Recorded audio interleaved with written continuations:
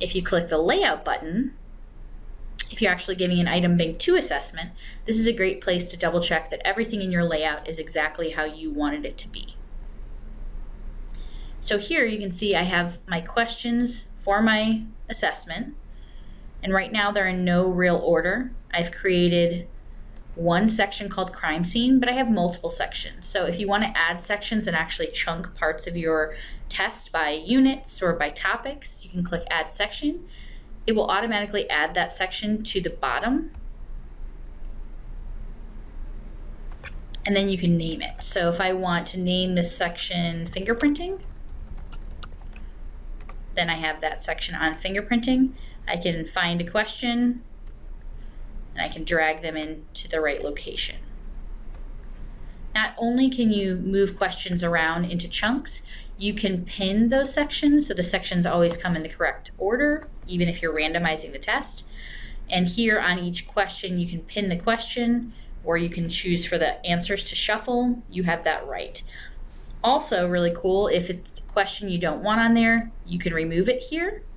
Or if you want to add more questions, you can click one of these find and add buttons and it will take you back to item bank 2 to add it.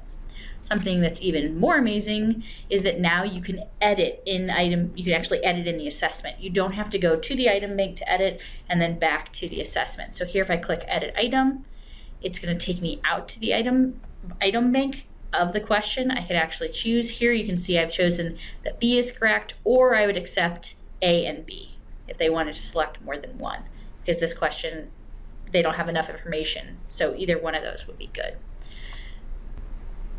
When I hit exit, it brings me back to my assessment itself, and it will update the question right there.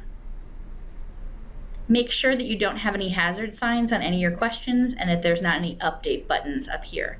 One thing I would encourage you to do, if it says update more than one question, I would do them individually. Sometimes if you hit update all, maybe you had 10 changes from the last time you gave it, it will sometimes kick off questions, so that becomes a little bit harder to go find which questions it is that you're missing that it kicked off. These green links mean that everything associated with this reference material is in the test. If you have a yellow link here, that's showing you that you maybe have more questions associated with that. If you click the yellow link, it'll automatically bring those questions in. So double checking the layout is a really important part before you launch your final.